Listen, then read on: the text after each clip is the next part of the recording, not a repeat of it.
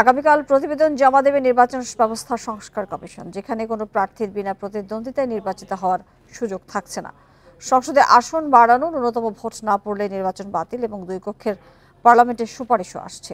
এছাড়া সংখ্যানুপাতিক প্রতিনিধিত্ব ব্যবস্থা, না ভোটের সুযোগ, প্রবাসী বাংলাদেশিদের ভোটাধিকার, আরপিওর ব্যাপক সংশোধন সহ বেশ কিছু সুপারিশ থাকবে প্রতিবেদনে।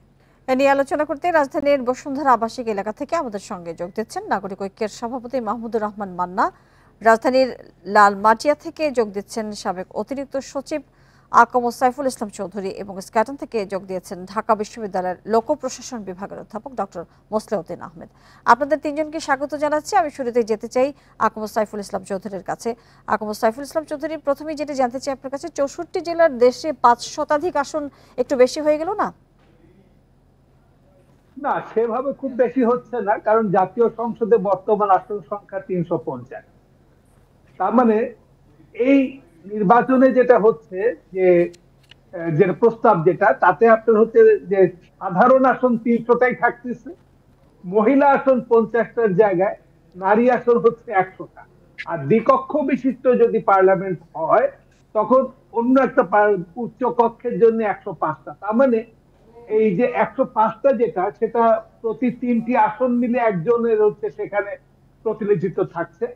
এটা আমার মনে হয় না যে আমাদের জনসংখ্যায় খুব বেশি হয়ে যাবে।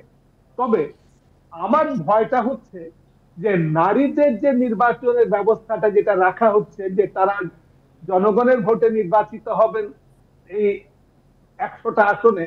তার মানে আমরা এই নির্বাচন সংস্কার কমিশন বা সংবিধান সংস্কার কমিশন, তারা আমাদের নারীদেরকে এস এম সুলতানের আঁকা, সেই যে শিল্পী এস এম সুলতানের আঁকা নারীদের মতন শক্তিশালী ভাবছে। কারণ পুরুষ প্রার্থী নির্বাচন করবেন যে একটা আসনে, সেখানে একজন মহিলাকে নির্বাচন করতে হবে 3টা আসন মিলে।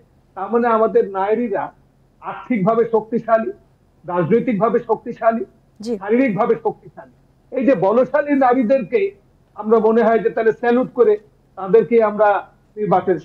আমি এ প্রসঙ্গে যেটা বলতে চাই যে নারীদেরকে ক্ষমতায়নের জন্য, তাদের নির্বাচনে আনবার জন্য এরা একটা ভিন্ন পদ্ধতি ভাবতে পারতেন। গত 25শে নভেম্বর সমকালে আমি এ বিষয়ে একটা আর্টিকেল লিখেছিলাম, যেখানে একইভাবে নির্বাচন করে নারীরা নির্বাচিত হতে পারেন, কিন্তু নারীকে এই এত অধিক সংখ্যক এলাকায় তার নির্বাচন করবার মতন ক্ষমতায় ঠেলে দেওয়াটা। আপনার উত্তর পরিষ্কার সাইফুল ইসলাম চৌধুরী সঙ্গে থাকবেন। আমি এবার ডক্টর মোসলেউদ্দিন আহমেদের কাছে যেতে চাই। ডক্টর মোসলেউদ্দিন আহমেদ, আপনার কাছে আমার প্রশ্ন যে ত্রয়োদশ সংসদ নির্বাচনের সংস্কার কমিশন যেসব প্রস্তাব আসলে দিয়েছে, সেটি কার্যকর হওয়ার সুযোগ আসলে কতটুকু? হ্যাঁ, আপনাকে ধন্যবাদ। কারণ এটা কার্যকরী করতে গেলে একটা নির্বাচিত সরকার লাগবে বা জনগণের ম্যান্ডেট লাগবে। কারণ আমরা কনস্টিটিউশনে দেখেছি 7 নম্বর ধারায় লেখা আছে জনগণই ক্ষমতার সকল উৎস। তাহলে জনগণের ম্যান্ডেট ছাড়া এই সংস্কারের ধারাগুলো বা যে সংস্কার প্রস্তাবগুলো কিভাবে বাস্তবায়িত হবে? তাহলে কি গণভোট করা হবে? এটা স্পষ্ট নয় আমি মনে করি। আর একটু আগে সাইফুল ইসলাম চৌধুরী সাহেব যে কথাটা বলেছেন, আমিও সেই ব্যাপারে একমত, যে কিভাবে যেখানে বৈষম্য বিরোধী ছাত্র আন্দোলন হয়, আজকে আমরা জুলাই বিপ্লবের মাধ্যমে একটা দেশে যে একটা স্বৈরাচারী সরকারের পতন হয়েছে, সেখানে নারীদের এত আসন দেওয়ার যুক্তিযুক্ত আমি নিজেও বুঝি না। নারীরা 3টি আসন থেকে পুরুষ নারী সেখানে তো সবাই নির্বাচিত হতে পারেন, সেখানে তাদের জন্য এত বেশি কোটা রাখার, যেখানে সমাজের যারা আপনার ব্যাকওয়ার্ড শ্রেণী তাদের জন্য বরং আরো সংরক্ষিত আসন করা আমার মনে হয় বেশি যুক্তিযুক্ত। সঙ্গে থাকবেন। আমি মাহমুদুর রহমানের কাছে যেতে চাই। মাহমুদুর রহমান, আপনি শুনছিলেন আমাদের অতিথিরা নারী আসন নিয়ে কথা বলেছে, তার প্রেক্ষিতে আপনি কি বলতে চান? এবং সংসদে পাশ করা ছাড়া আসলে সংবিধান ও নির্বাচন ব্যবস্থায় আমূল পরিবর্তন আনা কি সম্ভব?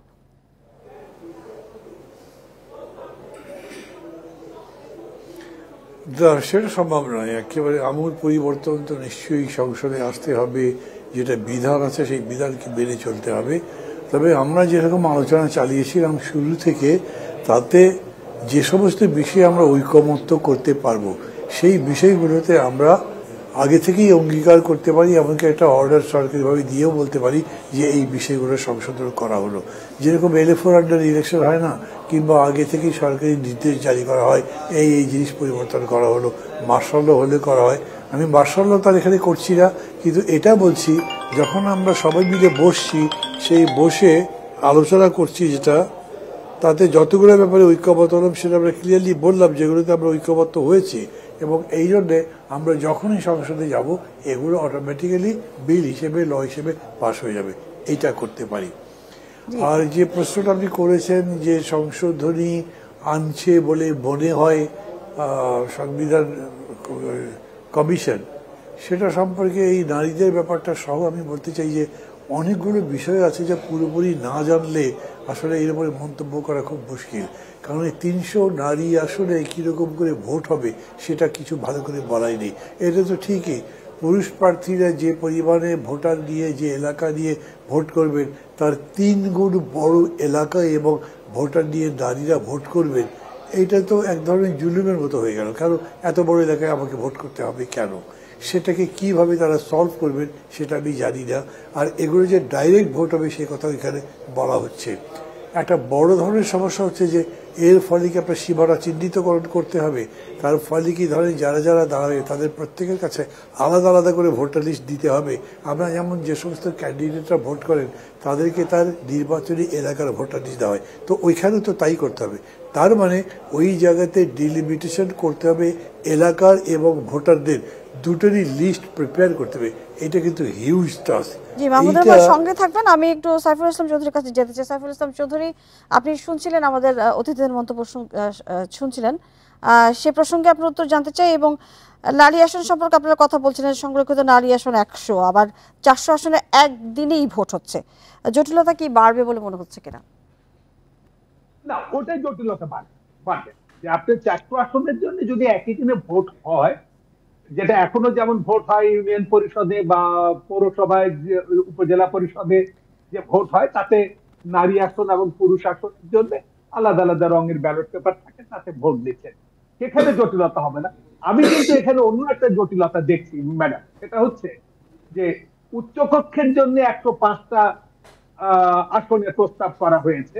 এই 105টা আসনের এটা হচ্ছে সংখ্যানুপাতিক আসন হবে, 105টার মধ্যে 100টা, আর 400 জন হবেন হচ্ছে আসন ভিত্তিক নির্বাচন।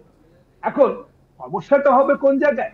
ভবিষ্যতে যে জায়গাটা হবে সেটা হলো যে 35% মতন ভোট পেয়েও পুরা দেশে 35% মতন ভোট পেয়েও কোন দল সংখ্যাগরিষ্ঠতা পেতে পারে, তারা আপনার 150-এর উপর আসন পেতে পারেন বা 200-র উপর আসন পেতে পারেন 400 আসনের। সেক্ষেত্রে তারা সরকার গঠন করবেন। আবার 35% যারা ভোট পেয়ে সরকার গঠন করবেন, তারা আপার অ্যাসেম্বলিতে তাদের আসন থাকবে 35টা, তাহলে আপার অ্যাসেম্বলিতে বিরোধী আসন হয়ে যাবে 65টা। এখন যখন 2 কক্ষ বিশিষ্ট পার্লামেন্ট আপনি আমাদের একটা ইউনিটারি কান্ট্রিতে করবেন, তখন ঘটবে কি, আপনি যখন নিম্নকক্ষে কোনো আইন পাস হবে, কোনো প্রস্তাব পাস হবে, সেই প্রস্তাব উচ্চকক্ষে আবার এটাকে অনুমোদন করতে হবে। তাহলে দেখা যাচ্ছে 35% ভোট নিয়ে যারা নির্বাচিত হয়ে সরকার গঠন করতে পারবেন, সক্ষমতা অর্জন করবেন, তারা আপার অ্যাসেম্বলিতে কোনো প্রস্তাব পাস করাতে পারবেন না। আমি ভবিষ্যতের যে চিত্রটা দেখছি সেটা হচ্ছে যে আমাদের সমস্ত প্রস্তাব আপার অ্যাসেম্বলিতে ঝুলে যাবে এবং আপার জি, আপনার উত্তর পরিষ্কার। আমি মসলিউদ্দিন আহমেদের কাছে যেতে চাই। মসলিউদ্দিন আহমেদ, আপনি শুনছিলেন সাইফুল ইসলাম চৌধুরী যেটা বলছিলেন যে উচ্চকক্ষ গিয়ে ঝুলে যাবে, সেই প্রসঙ্গে আপনার মন্তব্য জানতে চাই। এবং এই যে এতগুলো সংস্কার কমিশনের প্রতিবেদন একীভূত করে বাস্তবায়ন, সেটা কি সময় সাপেক্ষ বিষয় না বাস্তবায়ন করা? নিশ্চয়ই এগুলা সময় সাপেক্ষ, অত্যন্ত সময় সাপেক্ষ ব্যাপার, এবং এর জন্য দরকার রাজনৈতিক কনসেনসাস। প্রত্যেক রাজনৈতিক দলের সাথে বসা উচিত সমস্ত সংস্কার কমিশনের রিপোর্ট নিয়ে, এবং তারপরে জনগণের ম্যান্ডেট ছাড়া কিভাবে এটা বাস্তবায়িত হবে আমার বোধগম্য নয়। আর আপনার 2টা কক্ষ থাকবে, আপনি সেখানে আবার নারীদের জন্য কোটা রাখছেন 400 আসন, তারা যে প্রস্তাবটা পাশ করবে সেটা যদি ঝুলে যায় উচ্চ কক্ষে গিয়ে, তাহলে তো আরো সমস্যার সৃষ্টি হবে। এগুলা বিবেচনা করে আমি মনে করি যারা এগুলা নিয়ে কাজ করছেন আমি তাদের জ্ঞান বুদ্ধি সম্পর্কে সম্পূর্ণ সচেতন, তারা অত্যন্ত যোগ্য ব্যক্তি এবং তারা এইগুলা বিবেচনা করে আমার মনে হয় তারপরেই তারা রিপোর্টটা জমা দেবেন এবং যত তাড়াতাড়ি সম্ভব। আপনার কি মনে হচ্ছে যে তড়িঘড়ি করে রিপোর্ট দেওয়া হচ্ছে, বিষয়টা এরকম? জি জি, তড়িঘড়ি করে রিপোর্ট দেওয়া হচ্ছে এরকম মনে হচ্ছে কি? দরকার হলে আরো সময় নেওয়া হোক এবং তাদেরও বসা উচিত রাজনৈতিক দলগুলোর সাথে, কারণ একটা কনসেনসাসে যদি, কারণ আমরা আগেই তো আমি বলেছি যে আমরা 7 নম্বর ধারায় কনস্টিটিউশনে লেখা আছে জনগণই সকল ক্ষমতার উৎস, তো জনগণের ম্যান্ডেট ছাড়া তো এটা বাস্তবায়ন করা সম্ভব করা হবে না। জি, মুসলিউদ্দিন সঙ্গে থাকবেন। আমি মাহমুদুর রহমানের কাছে যাচ্ছি। মাহমুদুর রহমান, আপনি শুনছিলেন যে রাজনৈতিক দলগুলোর সাথে বসার কথা তিনি বলছিলেন, সেটি প্রসঙ্গে আপনার মন্তব্য জানতে চাই। এবং আমরা ধরে নিলাম যে নির্বাচনের আগে রাজনৈতিক দলগুলো সংস্কার মেনে নিল, কিন্তু ক্ষমতা আসার পর যে তারা সেটি বাস্তবায়ন করবে, তার কি কোনো গ্যারান্টি আছে?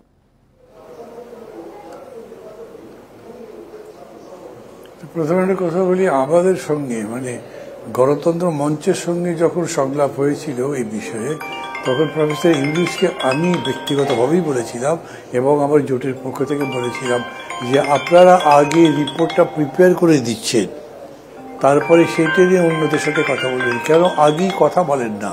আপনারা যতদিন রিপোর্ট প্রিপেয়ার করবেন এই সময়ের মধ্যে ডিসকোর্সটা চলুক, কথাবার্তা বলেন, তাদের মত জানেন এবং সেগুলোকে সন্নিবেশ করে আপনারা প্রস্তাবটা দেন।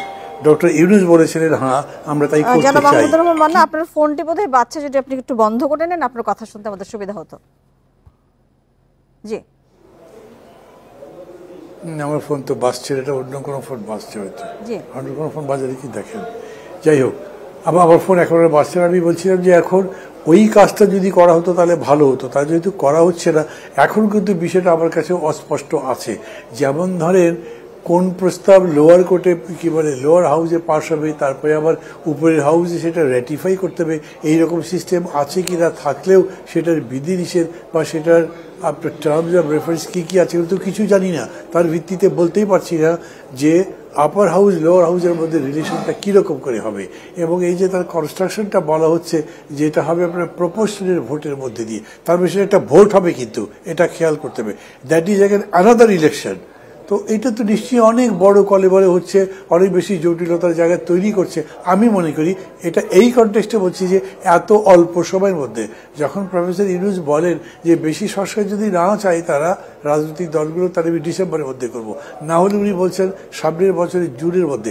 আমি তো মনে করছি এরকম করে যে প্রস্তাবটা দিয়েছেন এটার ব্যাখ্যা এখনো যদিও পাইনি, তারপরেও যেটুকু বুঝি তার ভিত্তিতে করলে এটা নিশ্চয়ই একটা কনভার্সন প্রসেস হবে, সময় লাগবে এবং আপনি নিশ্চিত নন যে কবে এটা ঠিক করতে পারবেন, কারণ সীমানা চিহ্নিত করার বিষয়টা অনেক বড় জটিল।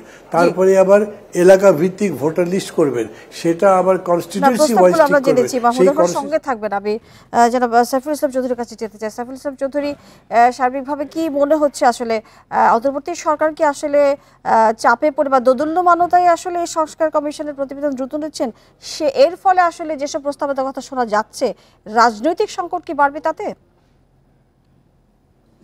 রাজনৈতিক সংকট আমার মনে হয় বাড়বে। আসলে যেটা হচ্ছে কি, যারা এই সংস্কার গ্রহণ করছেন তারা সবাই মহৎ মহৎ চিন্তা নিয়ে তারা ভেবেছেন, সারা জীবন ধরে ভেবেছেন এবং এই সুযোগটা এসেছে, এই সুযোগে তারা জাতির উপরে সমস্ত মহৎ চিন্তা চাপিয়ে দেওয়ার চেষ্টা করছে। এটা হচ্ছে যে পরিবারের ভেতরে যেমন যে কিছু কিছু সদস্য থাকেন পরিবারের ভেতরে যারা পরিবারে সেরকম ভূমিকা রাখার সুযোগ পান না, যখন সুযোগ পান তখন তাদের ইউটোপিয়ান চিন্তাগুলো চাপিয়ে দেওয়ার চেষ্টা করে এবং শেষ পর্যন্ত ভজঘট হয়ে যায়। এখানে তাই হবে আলটিমেটলি। যেটা আমি মনে হয় যে আজকে যে প্রস্তাবগুলো দিচ্ছেন, প্রস্তাবগুলো চমৎকার প্রস্তাব, এগুলো কেতাবি ভাষায় খুবই সুন্দর, এগুলো নিয়ে পিএইচডি করা যাবে, লেখাপড়া করা যাবে, খুবই ভালো কাজ করা যাবে, কিন্তু বাস্তবায়ন করতে যে এটা যে ভজঘট হবে, সেই ভজঘটের জন্য জাতিকেই মাসুল দিতে হবে। জি, আপনার উত্তর পরিষ্কার। আমি এবার জনাব মুসলিউদ্দিনের কাছে যেতে চাই। জনাব মুসলিউদ্দিন, আপনার কাছে আমার প্রশ্ন যে অন্তর্বর্তী সরকার আসলে শেষ পর্যন্ত কতটা সংস্কার করতে পারবে বলে আপনার ধারণা? কারণ আমরা দেখছি একটা রাজনৈতিক চাপ তারা প্রয়োগ করছে, তারা সময় চেয়েছেন, আবার রাজনৈতিক চাপে বলছেন তাহলে কম সংস্কার করি, অর্থাৎ একটা দোদুল্যমানতা কিন্তু আমরা দেখতে পাচ্ছি। সেক্ষেত্রে আসলে সংস্কার কতটুকু হবে? আপনি আজকেই হয়তো দেখেছেন যে বিএনপির মহাসচিব বলেছেন যে জুনের মধ্যেই নির্বাচন করা সম্ভব যদি তারা চান। তাহলে আপনি সংস্কার করবেন, সংস্কার একটা চলমান প্রক্রিয়া, ঠিক আছে। কিন্তু আমার কাছে সবচেয়ে যেটা মনে হয় তারা সংস্কারের ব্যাপারে অত্যন্ত তারা বলিষ্ঠ ভূমিকা রাখবেন এটাও আশা করি। কিন্তু একটা দেশের শিক্ষা ব্যবস্থা নিয়ে কিন্তু এখনো সংস্কার কমিশন হয়নি। এটাও অত্যন্ত প্রয়োজন। তা আমি মনে করি তারা যেভাবে এগুচ্ছেন সংস্কারগুলো করার জন্য প্রয়োজন হবে রাজনৈতিক দলগুলোর সদিচ্ছা এবং তাদের সাথে বসা উচিত। নির্বাচনী রোডম্যাপ প্রচার খুব তাড়াতাড়ি প্রকাশ করা দরকার। একই সাথে আমি বলবো সংলাপে যাওয়া দরকার। কারণ আমরা অতীতে দেখেছি 1/11-এর গত 2007 সালে থেকে 8 সালে যে সরকার ছিল একটা কমিশন হয়েছিল, লোকাল গভর্নমেন্ট কমিশন, স্থায়ী কমিশন, কিন্তু পরবর্তীকালে সেটা রেটিফাই হয়নি। এই ব্যাপারে আমি মনে করি তারা তাদের সদিচ্ছা প্রয়োগ করবেন এবং আগামী দিনে যাতে এই জাতি সত্যিকার অর্থেই সংস্কারগুলোর সুফল ভোগ করতে পারে। নিশ্চয়ই সেটি আসলে সবারই প্রত্যাশা যে সংস্কারের সুফল যেন পুরো জাতি পায়। মাহমুদুর রহমান, সাইফুল ইসলাম চৌধুরী এবং মুসলিউদ্দিন আহমেদ, আপনাদের তিনজনকে ধন্যবাদ আমাদের সাথে যুক্ত হয়ে বেশি কথা বলবার জন্য।